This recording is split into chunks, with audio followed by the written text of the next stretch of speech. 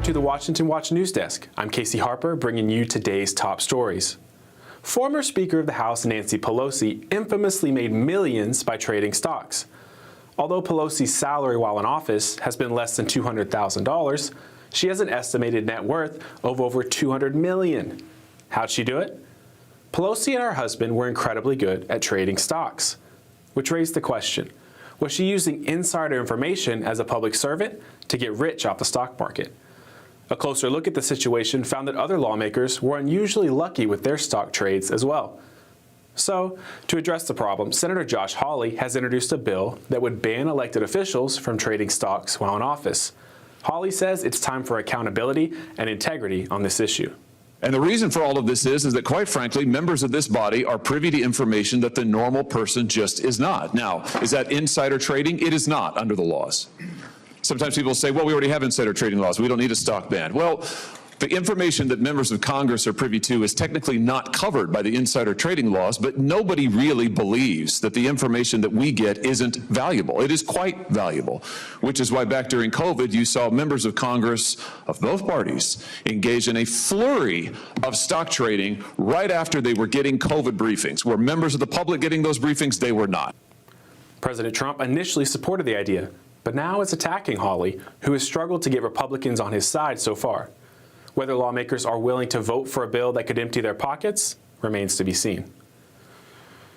And on to tariffs. President Donald Trump has announced a flurry of trade deals ahead of tomorrow's August 1st deadline. Trump initially announced an array of tariffs in April, but gave nations 90 days to negotiate a better deal. That extension ends tomorrow.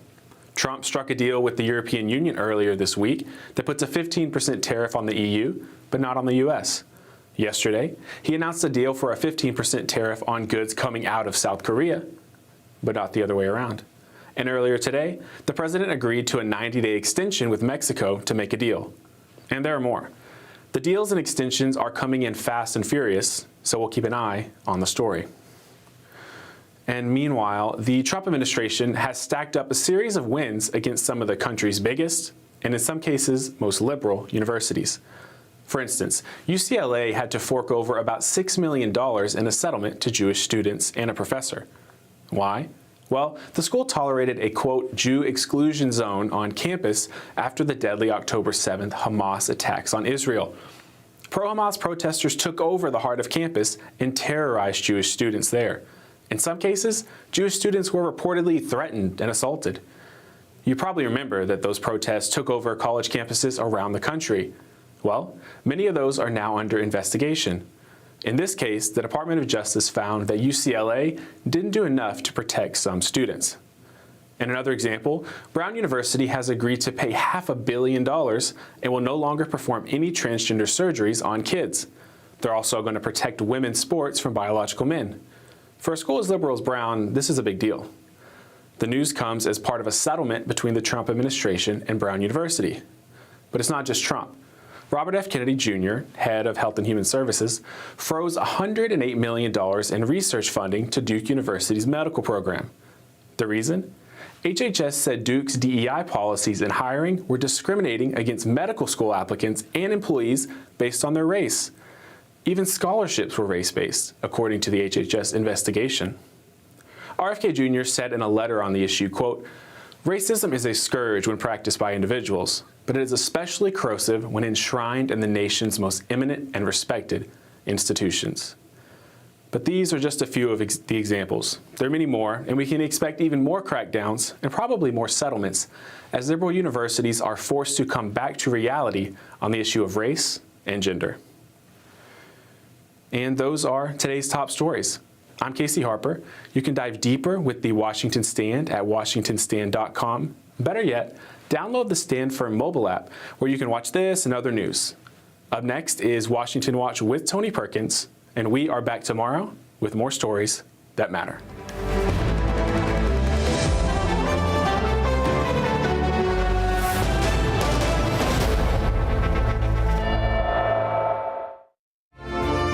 From the heart of our nation's capital in Washington, D.C., bringing compelling interviews, insightful analysis, taking you beyond the headlines and sound bites into conversations with our nation's leaders and newsmakers, all from a biblical worldview. Washington Watch with Tony Perkins starts now. Canada intends to recognize the State of Palestine at the 80th session of the United Nations General Assembly in September 2025. Canada will increase its efforts in supporting strong democratic governance in Palestine and the contributions of its people to a more peaceful and hopeful future. That was Canadian Prime Minister Mark Carney yesterday announcing that Canada will join France and the UK in recognizing a non-existent Palestinian state. Welcome to this July 31st edition of Washington Watch. I'm Tony Perkins, your host. Thanks for tuning in. Well, coming up, despite Hamas being responsible for initiating the war with Israel, much of the international pressure is falling on Israel. But earlier today, White House Press Secretary Caroline Leavitt set the record straight. The quickest way to end this entire conflict, the humanitarian crisis that we've seen, and the crisis in Israel that, of course, started on October 7th when Hamas brutally kidnapped and raped innocent Israelis, that terrible terrorist attack, is for Hamas to surrender, to release all of the hostages, and to end this conflict. And that's what the president wants to see. He's made that very clear. Well, he's one of the few that is making the Hamas the focal point of the problem, which they are. North Dakota Senator Kevin Cramer will join us with more in just a moment. Also, Senate Republicans are threatening to recess, potentially opening the door for President Trump to make recess appointments and break through the Democratic-driven confirmation backlog. We'll bring you the latest on that. And earlier today, Family Research Council hosted a roundtable discussion on combating anti-Semitism, a joint effort with the Conference of Christian Presidents for Israel. Luke Moon from CCPI will join us to recap the event. We'll also discuss how federal policy on abortion pills is undermining state pro-life laws. We've been talking about that, and we'll continue to talk about it and how it can be fixed. Louisiana State Representative Julie Emerson will join us with more of what Louisiana is doing. And there's encouraging news. Would you like some encouraging news? All right. Well, here's some encouraging news on the marriage front. A new study shows divorce rates declining and modern marriages proving stronger than those in any decade since the 1950s. Yeah, that's right. We'll unpack that with the Washington Stand's Suzanne Bowdy and Casey Harper a little bit later here on Washington Watch. That's what's coming up on this Thursday edition of Washington Watch. Let me encourage you, if you've not yet downloaded the Stand Firm app, go to the App Store and download the Stand Firm app. That way you'll have access to Washington Watch. We're grateful for the 850-plus radio stations that carry Washington Watch and the TV platforms, partners with NRB TV and others. But you might not be able to get a station, or you might be traveling, and so get the Stand Firm app. That way you'll have access to Washington Watch. But more than that, you'll also have the Washington Stand, our news and commentary from a biblical perspective. You will also have my daily devotional, Stand on the Word, and you'll have action items. Look, our republic was not made for spectators. It was made for participants. So get the Stand Firm app and be involved.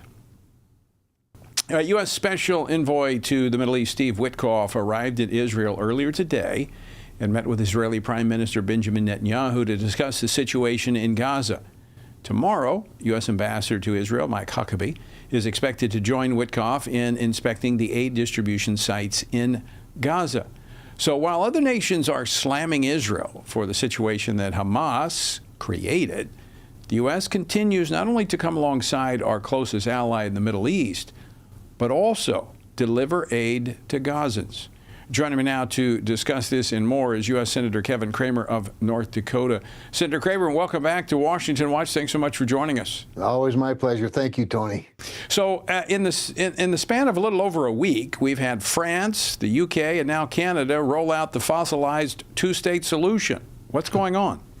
Well, I think what's going on is pressure from liberals in these various countries, and unfortunately a successful propaganda campaign by terrorists of all people. And I'm so disappointed in our friends in Canada, because they've got to know better than to believe the propaganda of killers like Hamas. And that's what frustrates me to no end. Not only did they start this issue, this problem, by the October attacks a couple of years ago, doing unthinkable things, of course, but they continue to do it by using phony pictures, by using children as shields and innocent people as shields. They're the ones, remember, that are holding the hostages, not Israel. I mean, you could go on and on and on to demonstrate the obvious evidence that Hamas are the bad guys here. Israel are the good folks here. And so it's very frustrating to me that our friends in France and UK and Canada and others probably around the world have caved, if you will, to this propaganda campaign. But to roll out, once again, I mean, this has been around since the late 1940s, right after Israel became a nation. You know, the Green Line, the description of the West Bank, which we're talking about Judea and Samaria, which is the focal point of the two-state solution, the creation of a Palestinian state in the heart of Israel. Was not October the 7th the result of a de facto two-state solution? I think that's an absolutely perfect illustration of what we're talking about. That's why there's only one way to deal with Hamas. That's to eliminate them. And either that or for them to just surrender, give up, throw up their arms, because you're right, they've already demonstrated what the outcome is of a two-state solution. That's what Gaza in many respects was. And so I don't know how you fix this as long as there's a Hamas around, and I don't know how you fix Hamas as long as they have sympathizers in places like Canada, the UK, and other parts of Europe. All right, Senator Cramer, I want to turn to some other hostages, and that is the president's nominees that are being held hostage by Democrats there on the Senate. I mean, we're having close to, I think, 140 or more that are being blocked. All right, what's the latest?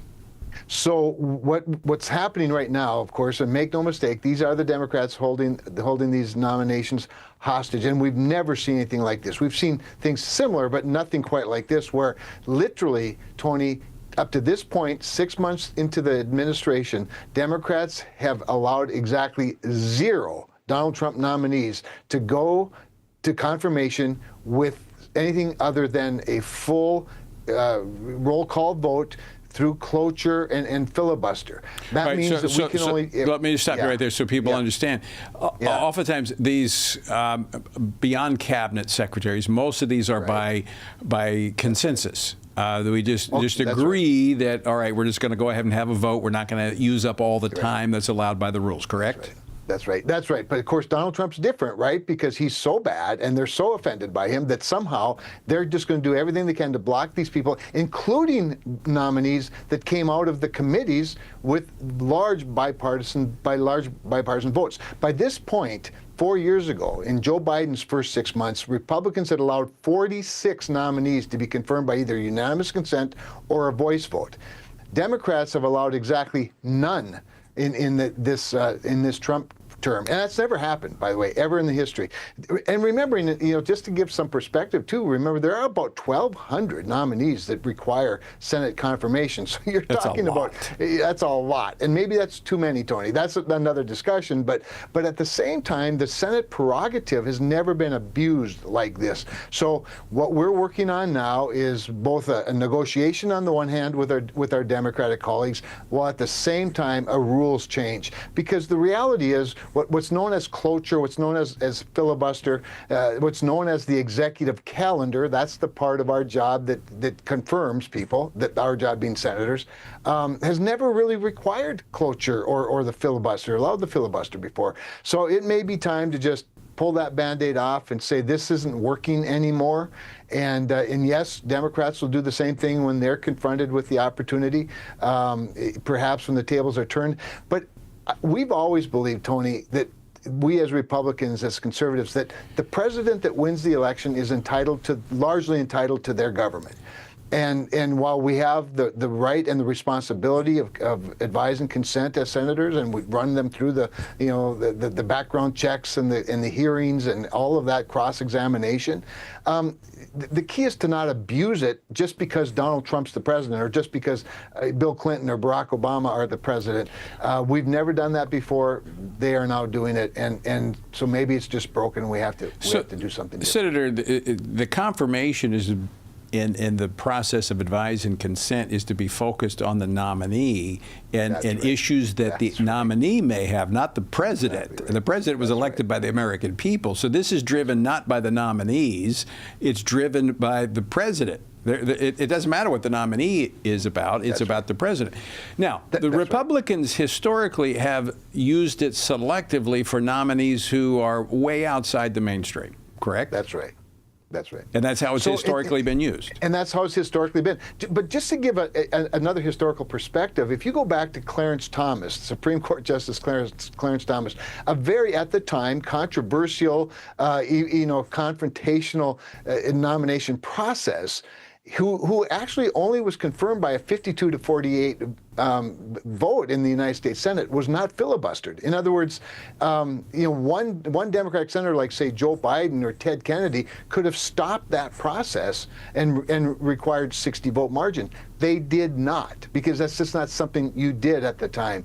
And so here we are all these years later, and they're doing it over the associate, deputy, assistant, secretary. Well, and it's insane. We saw it with George W. Bush. They began to block many of the judicial appointments, because I remember I was here. We went through a lot of that. But now it's every nominee. I mean, the president could be choosing a dog catcher for Washington, D.C., and they would block him. Right.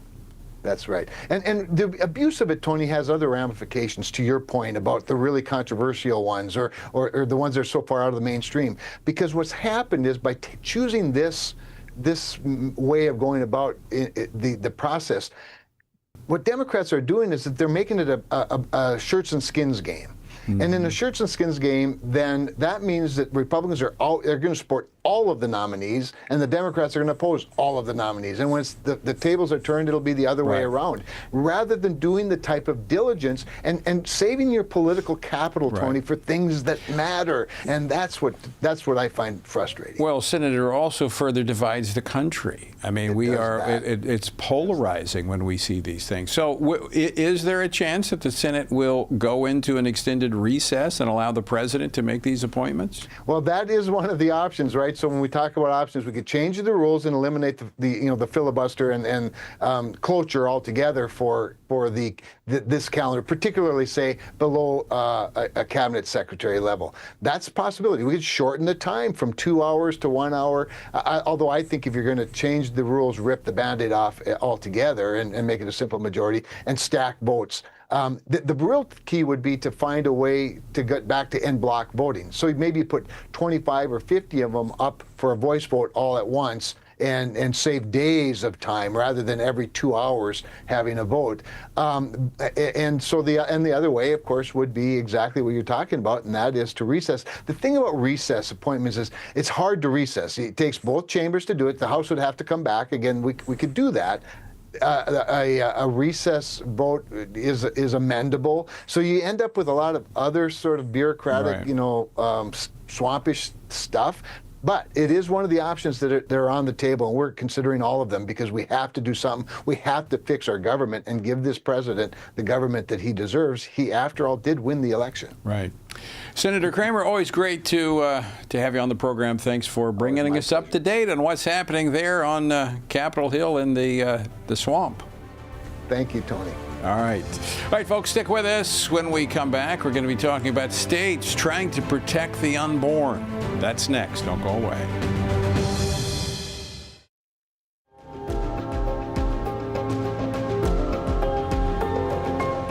The family is the oldest, most tested, and most reliable unit of society. It is divinely created and sustained. And yet, there are those who are always tampering with its values and structure. That's why we need organizations like the Family Research Council that can effectively defend and strengthen the family. Family Research Council began over 40 years ago, like all great movements of God, with prayer. Today, rooted in the heart of the nation's capital, FRC continues to champion faith, family, and freedom in public policy and the culture from a biblical worldview. FRC is one of those bright lights that helps us focus on true north. And I shudder to think, had they not been here, that it could have been worse. The Family Research Council is key. It's one of a handful of groups that I think will determine whether our children live in a country that enjoyed all of the freedom and all the opportunity that we enjoyed in this great land. It's just a wonderful parachurch organization that doesn't seek to take the place of the church, but it seeks to assist the family and the church as we try to move forward successfully, not in a defensive mode, but in an offensive mode as we seek to live our lives according to the Holy Scriptures. FRC is not going to be whooped. We're going to fight. We're going to take a stand. And again, we don't retreat. You will never see in front of this building here in Washington, D.C., a white flag fly. We will never step back. We will never surrender, and we will never be silent.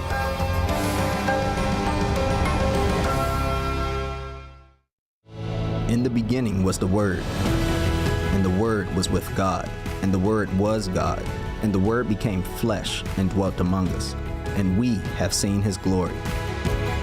Family Research Council invites you to join our Stand on the Word Bible reading plan as we reflect upon the life of Jesus, the Word who dwelt among us. Come with us and discover the glory of the Word. Read the Gospels and witness the life-changing story of Jesus, His life, death, and resurrection. Come read how Jesus transformed the lives of common people and how those same people transformed the known world through the power of the Holy Spirit. Come with us for 10 to 15 minutes a day and read the entire New Testament before the new year. Find our Bible reading plan and daily devotionals from Tony Perkins at frc.org/Bible. Join us and stand on the Word. Welcome back to Washington Watch. Thanks so much for joining us on this Thursday. And let me encourage you, once again, get the Stand Firm app. That way you can have access to all the materials and resources we have here at the Family Research Council. Now, I know I may sound like a broken record, but I believe that we cannot talk enough about this, and that is the abortion drug mifepristone. All right, now I entered politics a long time ago because this issue of life. It is not just another political issue. It's a defining issue for the nation.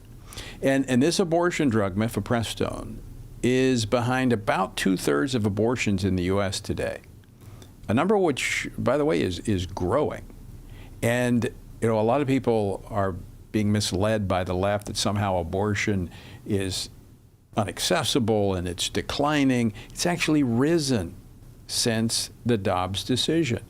And what the Dobbs decision did, it put this issue out of the courts into the hands of legislators, all right, policymakers.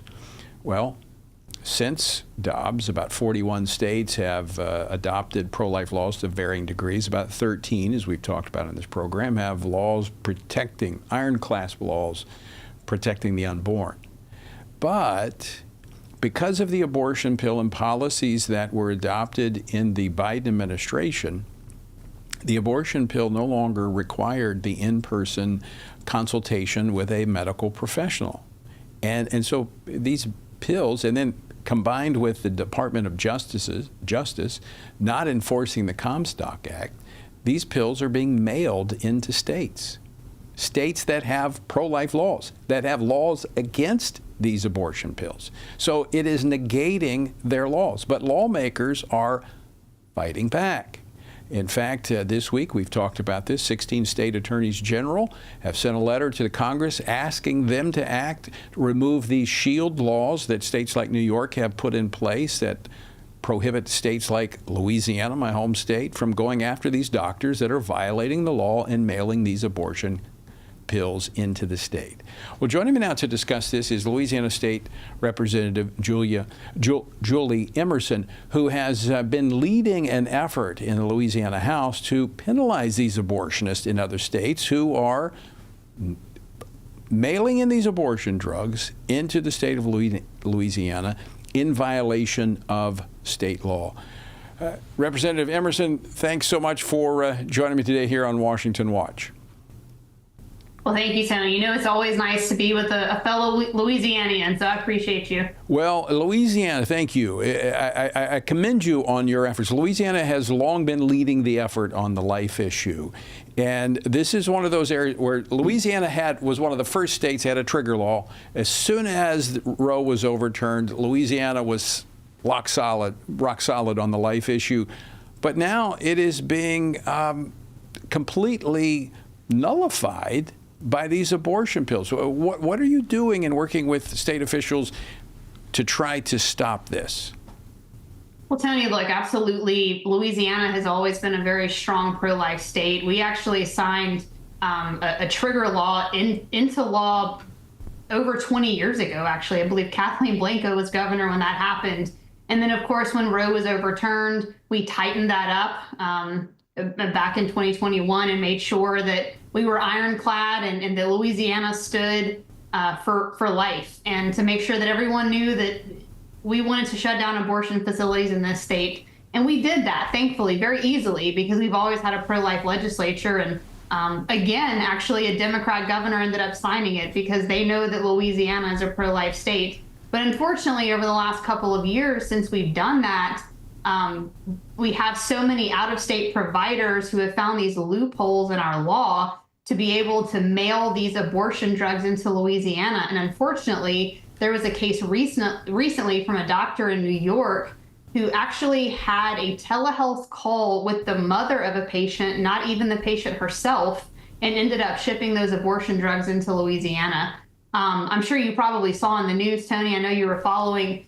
We did try to hold her accountable, but Kathy Hochul, the governor of New York, said absolutely she will not send her to Louisiana to face charges. And so, unfortunately, we were not able to hold her criminally liable. And so this year, of course, we can't make it retroactive in that situation. But this year, I worked with another representative, a freshman representative, actually. She was very bold in taking this stance. But she and I co-authored this bill to make sure that we send a clear message to out-of-state doctors: do not send abortion pills here, or you can now be held civilly liable. We were the first state in the country to pass civil penalties on those rogue doctors that were, as our Attorney General described it, a drug dealer.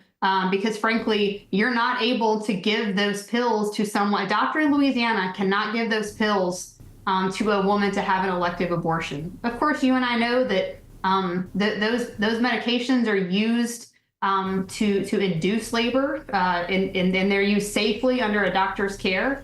But when they are misused and misappropriately used to cause an abortion, you can't have that here in Louisiana. So very proud of our legislature, very proud of our governor for putting this into law and becoming the first state to do so. So, Julie, the battle to protect the unborn continues. I mean, despite the victory in the Supreme Court over in the Dobbs case, the pro-abortion community continues to try to circumvent the laws. Absolutely. Look, I mean, obviously overturning Roe was a huge victory for us, those of us that truly believe in life and fight for life every single day. But as you said, the journey was just beginning there, because of course now we flip the script where constantly the pro-abortionists out there are trying to add in more exceptions, erode our laws, find loopholes. And, you know, I think they did with this opening here of these out-of-state doctors being able to ship these pills into Louisiana. But thankfully, we discovered it early, worked with our Attorney General's office. I can't say enough amazing things about her. Liz Murrell has been a great Attorney General fighting for life right there alongside us. And so thankfully, she joined forces with us. She came to committee to testify on this bill. And certainly, you know, we always expect when we do something like this that the pro-abortionists out there are going to try to come say that it's wrong or unconstitutional or something like that. But the Attorney General was sitting right next to us saying, I have no problems defending this. We can absolutely defend this in court. So very thankful for her stance and her support in this as well. Well, Julie, I want to thank you for your leadership there in Louisiana and helping bring attention to this nationally. And I hope many other states follow your leads. And thanks so much for joining us today. Thank you, Tony. It's a pleasure. Julie Emerson from Louisiana. All right, you can weigh in as well, folks. Text the word LIFE to 67742 and sign the petition to the president. He can fix this overnight. That's LIFE to 67742. All right, don't go away. We're back right after this.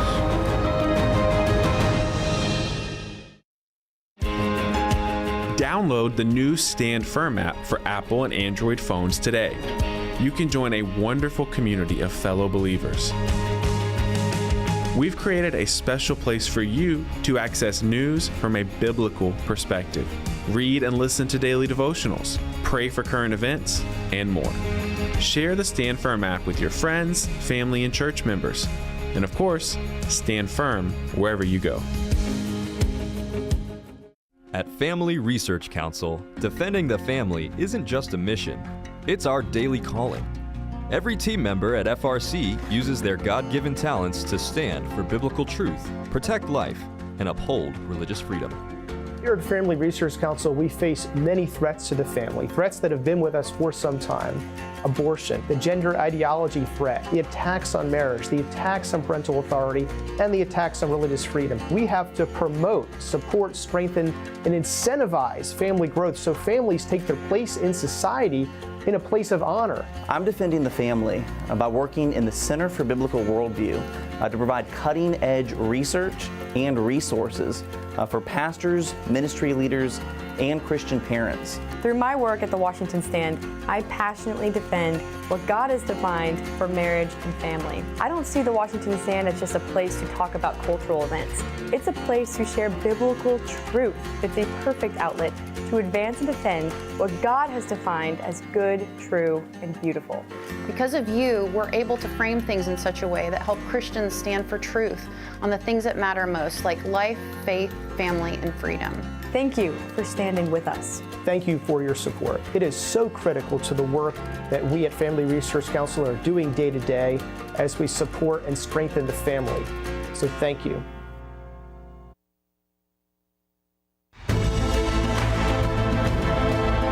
Welcome back to Washington Watch. Thanks so much for joining us. All right, a recently released report that tracked incidents of anti-Semitism on college campuses found a 10-fold increase in anti-Semitic activity during the last school year. compared to the school year prior to the October 7th attack on Israel. In fact, the 2,334 incidents reported by Hillel International last week was the highest ever since the Jewish Campus Organization started tracking back in 2019. So I figure that was once in the low hundreds, is now in the thousands. Now, the question is this the new norm? Why is it this way? What's fueling it? And are some conservative voices and influencers now fueling this rise? Here to discuss this with me in studio is Luke Moon, Executive Director of the Philos Project. Luke has lived, worked, and taught in over 45 countries and has advocated on a number of human rights issues along the way, including that of Israel and the Jewish people. Luke, welcome to Washington Watch. Thanks for joining me. Thank you very much for having me. It's an honor. And we've been in Israel together, traveled with you to Israel, so we know the landscape there. We do. This is a passion of yours. So let me just go put this question before you. Why the rise? What's going on? What's fueling this? Well, I think it's a lot of things. I think there is a growing sense of particularly frustration among Gen Z, having grown up in a point where they had COVID hit them right when they're in their very formative years, followed up by Black Lives Matter, followed by the DEI push. And in that process, there was a lot of effort like, oh, you got to... the Jews are suffering, the Jews are victims, like that victim. I mean, isn't that kind of what we saw in history with the plagues? When the plagues broke out, they wanted to blame the Jewish people for it? They do, but you have this, there is a sense, I think, particularly among Gen Z, of reacting to what they see as being kind of told to care about. They're told to care about, you got to care about the African Americans because they were once slaves in America, and Jim Crow and all that. And then you have to care about the Jews because they had the Holocaust once upon a time. And so you have these kids who are grown up in this where other people are kind of told, you got to care for this special group of people. And at the same time, they're told to sit back, be quiet, shut up, put your, go back to your games. What are you doing? Nobody cares about you. And so it's this reaction to what they see as... So they see that other people are special and they're not. They're not. And so then they're told there's an envy root here. Yeah. That is, I think, is very... So but let me specifically go, generally speaking, Yeah. I think that there's a lot of merit in that. But let's talk specifically about Christian, evangelical kids. Because there's not a big difference in those numbers when you look at where evangelical Gen Zers come down on the issue and millennials. Right. There was just a friend of mine put out, did a survey recently among Southern church attending men, and it was asked, should U.S. be involved with Israel in attacking Iran?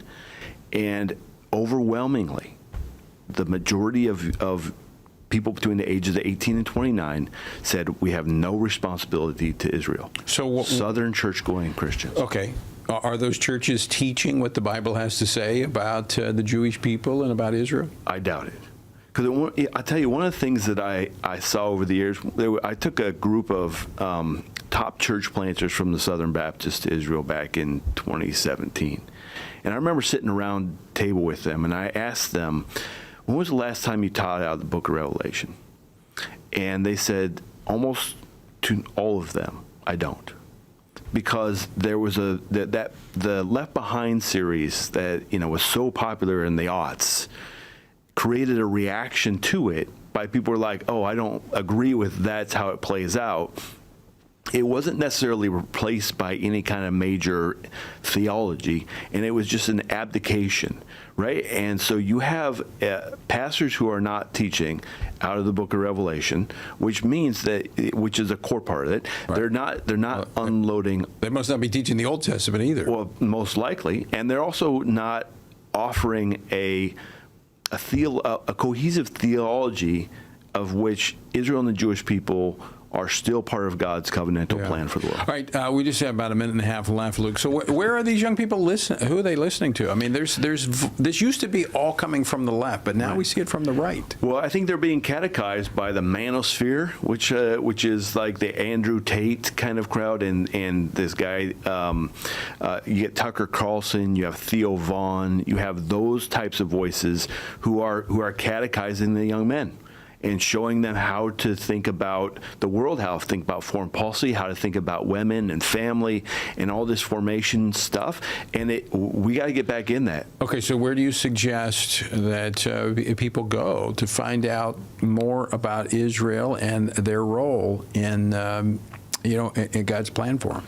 Well, I started an organization called Generation Zion, actually, for that very thing, to point to why Christians should and must stand with Israel and the Jewish people. It is part of God's redemptive plan for the world. What's your website?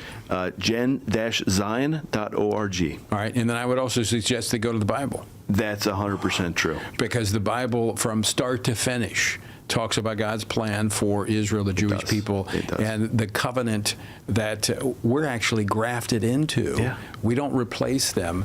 We get the benefit of what God did with the Jewish people. And that's a beautiful thing. And we should be very proud of that opportunity. And thankful, grateful. Yes. And as Paul says, we shouldn't be arrogant about it, because you know what? We're grafted in. They're the main thing. Exactly. Luke Moon, thanks for joining us today. Of course. Thanks I appreciate the work you do. Appreciate it. All right, folks, check out the website. Also, check out the Bible. All right. In fact, we're going to talk about that next, so don't go away. Family Research Council is committed to advancing faith, family, and freedom from the East Coast to the West. So FRC is going to Southern California for this year's Pray, Vote, Stand Summit, October 17th and 18th at Calvary Chapel, Chino Hills. Join us for this powerful gathering of Christians desiring cultural renewal and spiritual revival. The Pray, Vote, Stand Summit brings together Christian leaders, issue experts, and government officials for a time of prayer, inspiration, and action. Together, we will seek God's guidance for our nation and engage in meaningful discussions on the intersection of faith, government, and culture. If the spiritual foundations and the cultural walls of our nation are to be rebuilt, we all have a role to play. May we each find our place on the wall as we build for biblical truth. Register now at prayvotestand.org. That's prayvotestand.org. Jennifer, it's so exciting to be here with you today talking about our new book, Embracing God's Design. Who is actually going to benefit from reading this book in your view? There's so many different audiences that can benefit. The first one are counselors themselves, right? Because we have some material in there where we really address the gender dysphoria diagnosis and what is wrong with it. We have information for people who are wanting to go back to embracing God's design for their life. This is really magical to have the therapist and the individual who suffered come together and write about why this is happening and why we're seeing this. And we brought all of that experience to the table. We want to see people walking in the fullness of who God has called them to be and not a false identity. Order today at embracethedesign.com. How should Christians think about the thorny issues shaping our culture? How should Christians address deceitful ideas like transgenderism, critical theory, or assisted suicide? How can Christians navigate raising children in a broken culture, the war on gender roles, or rebuilding our once great nation? Outstanding is a podcast from the Washington Stand dedicated to these critical conversations. Outstanding seeks to tear down what our corrupt culture lifts up with an aim to take every thought and every idea captive to the obedience of Christ. Whether policies or partisan politics, whether conflict in America or conflict abroad, join us and our guests as we examine the headlines through the lens of Scripture and explore how Christians can faithfully exalt Christ in all of life. Follow Outstanding on your favorite podcast app and look for new episodes each week.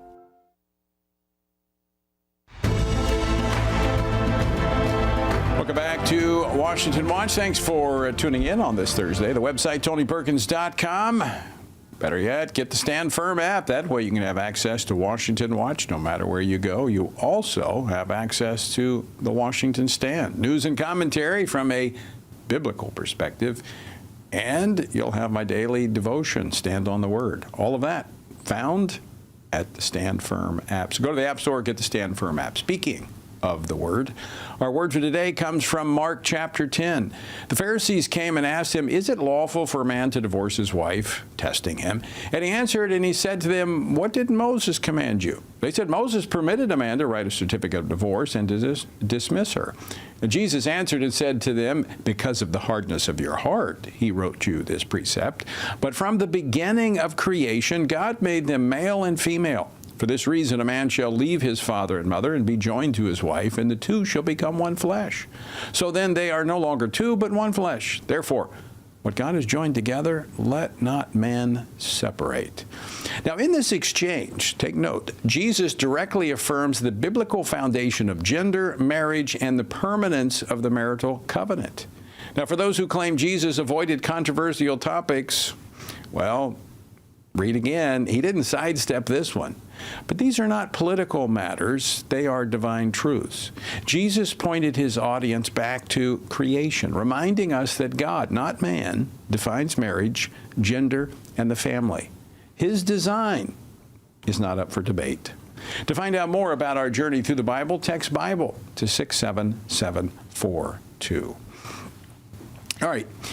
No doubt the Hamas terrorist group is relishing in the media's anti-Israel coverage over the past week. Photos of malnourished children have not only prompted more government leaders to support the so-called two-state solution, they've also led some conservatives to take on a more critical tone against the Jewish state.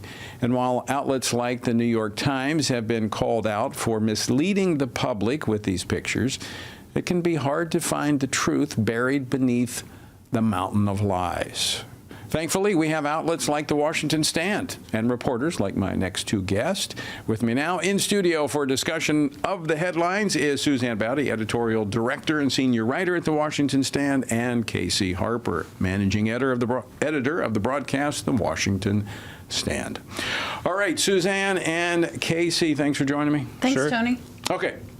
Let's talk about it. When it comes to reporting on what's happening in Gaza, the amount of misleading and conflicting information is only growing. I mean, let's talk. I'm going to throw this out there. We saw this picture of supposedly a starving child that I think prompted the United Kingdom, the prime minister there, to say that, hey, in September, if Israel hasn't agreed to a ceasefire, which, by the way, they're not the ones not wanting a ceasefire. It's Hamas that's not showing up.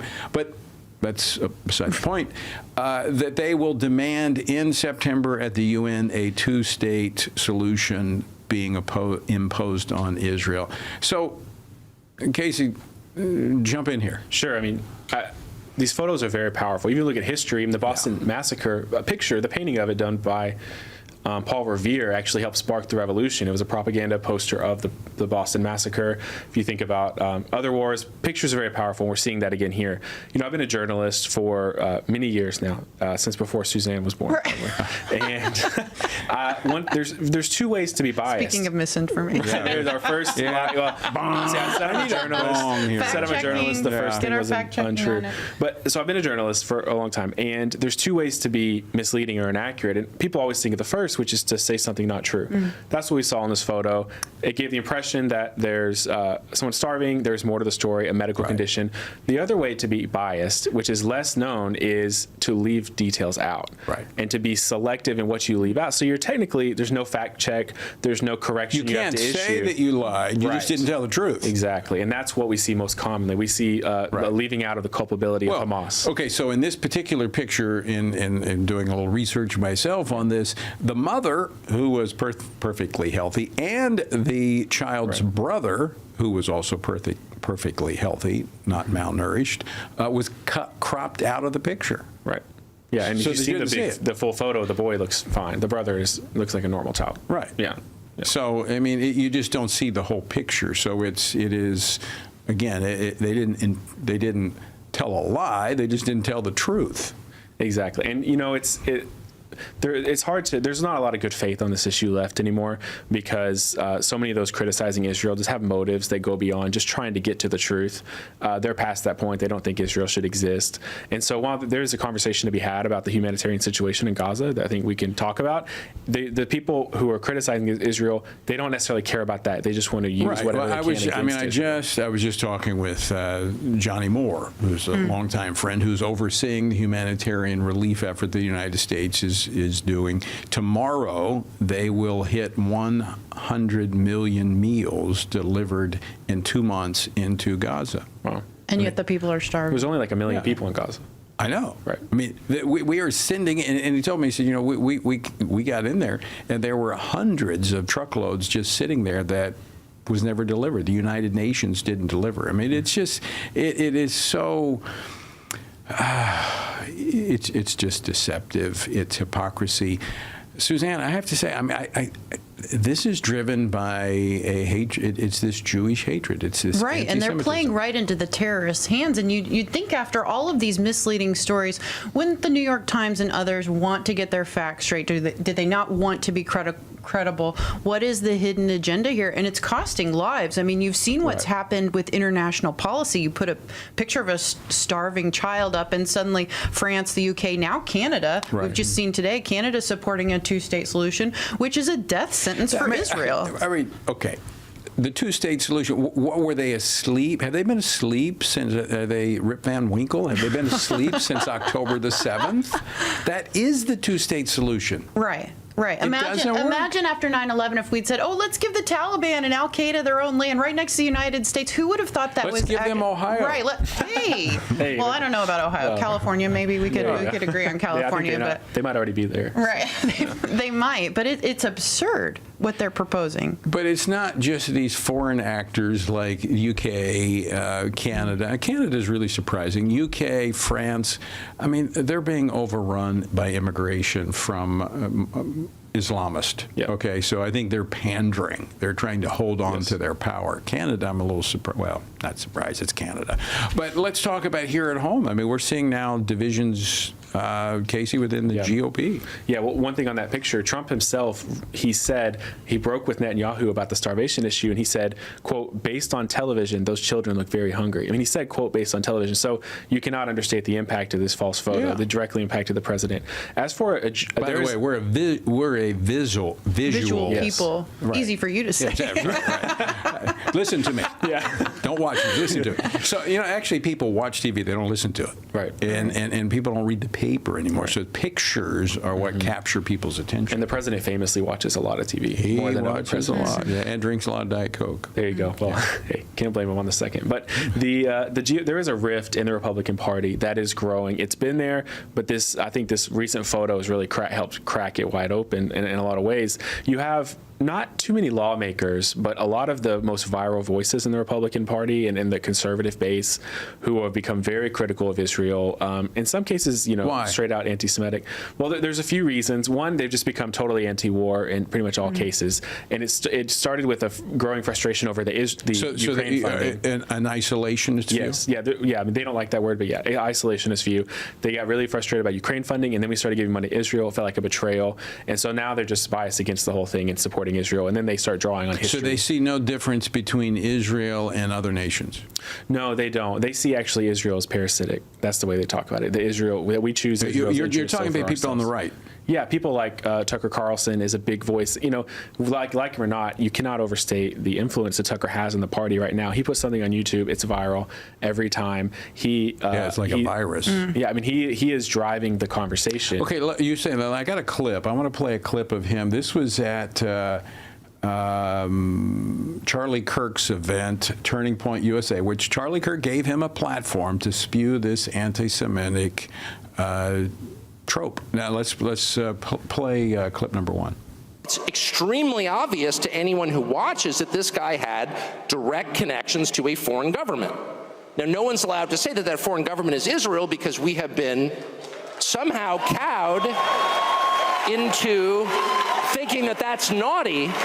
There is nothing wrong with saying that. There is nothing hateful about saying that. There's nothing anti-Semitic about saying that. There's nothing even anti-Israel about saying that. Okay, he's talking about Jeffrey Epstein, and this has been out there, but it's never been validated or verified by any respectable journalist that Epstein had ties to the Israeli government. Now, he had connections, business connections, but there's a lot of people that have business connections with Jewish people. But no, there are people speculating what I think Carlson was making reference to, that he was connected to the Mossad. No evidence out there. What is this? Well, there, alongside the frustration about the war, there's a lot of frustration about the Epstein files, and I think because there hasn't been the transparency that was asked for, when you have so blame it on the people Jews? Fill in yeah, well, when you have hiddenness, people's imaginations run wild. When there's a secret, I think if they were just like transparency, I'm all for the Epstein files being released, but I'm not blaming the Jewish people for them not being released. Yeah. That's the Department of Justice and the Trump administration that needs to release them. Well, and this is really a Tucker thing. That theory was not very widespread. People have been skeptical of Epstein and want that out for a long time. But the idea that Mossad was driving it, that's something Tucker himself has popularized. Is that the only anti-Semitic or anti-Israeli statement that Tucker's made? I don't know if I'm an expert on Tucker. He would totally disavow that he's anti-Semitic, and it's hard to. So it's kind of going back to the pictures. It's what you don't say. Yeah. I mean, and he has this kind of bit where he's like, I'm just asking questions and I'm raising these points, but look at who he's had. Look who he's interviewed. Yeah. Look who he's interviewed on his. Dave Smith was a big one. Well, in his platform, and he's had Putin. He's had, I think he had the Iranian president. Right, the Iranian president. But then when he had Ted Cruz on, and Ted was defending Israel, he went after him, treated him a little bit different, did he not? Yeah, I think that's one of the best criticisms of Tucker is that he is when he goes hard against someone. I think if you say, well, you're a journalist, I'm going to go hard against everyone. That's respectable in a sense of if you want to go after I go easy on everybody. Right. You could say, well, I'm going hard on Ted because I'm a journalist, but then when you have the president of Iran and you don't push back very hard, that I think it was kind of made you suspicious. Right. Not suspicious even of his motives, but just there's something going on in the way he's approaching these that's not always fair to the larger truth, maybe more to the point he's making. Okay, I got to move on here from anti-Semitic conservatives, and I want to go to some good news. Yeah, shocking. Shocking, yeah. to report good news here on this show. But this is something that actually really I began working on at the very beginning of my political career on policy. I've always been more focused on policy than politics, and that is the issue of marriage. We're seeing some good developments when it comes to the upcoming generation and marriage. Right, and I think it's really interesting that we've been so inundated with bad news. We're seeing this transgender agenda, we're seeing the woke agenda, and what's happening in the background of all this is that actually marriage is getting even stronger among those who are actually taking their vows. Brad Wilcox, who's a good friend of the show, who's a researcher. Whose research I used to pass almost 30 years ago to do covenant marriage. Yeah. Has found that, since the 70s and 80s, when no-fault divorce was at its highest, divorce rates have actually dropped by 10%, which is huge. We used to hear the same mantra over and again, 1 out of every 2 marriages end in divorce. Now that's down to about 40%. And we're also seeing some really important gains in communities like the Black family. We're seeing more kids who are being raised with married Black parents, low-income families. We have a graph here, actually, for those who can't see this on the show. It shows the share of first marriages that are ending in divorce, which, as you can see, just drops and drops and drops by each subsequent decade. And I think as a product of Gen X, and no-fault divorce was at its height. When I grew up, I came from a divorced home. I think those of us that experienced it are very intentional now about wanting to preserve marriage. They feel very passionately about staying married. I think they experienced it, and I think the trauma of that has really resulted in a renewed commitment to this institution. I saw that with covenant marriage when we did that, is that those who, one generation will put something off or devalue it, the next generation rediscovers it and puts a value on it. Although our marriage rates are still low. Right. So it's a problem. We've got to get those up, in marriages being delayed later into life, which is also a problem. But the good news is those who are marrying are staying married at a higher percentage. I mean, that's good news. Yeah, it is. I mean, the marriage rate's down something like 60% in the last 50 years. So we've seen a total fall off in that generational fall off that you referred to.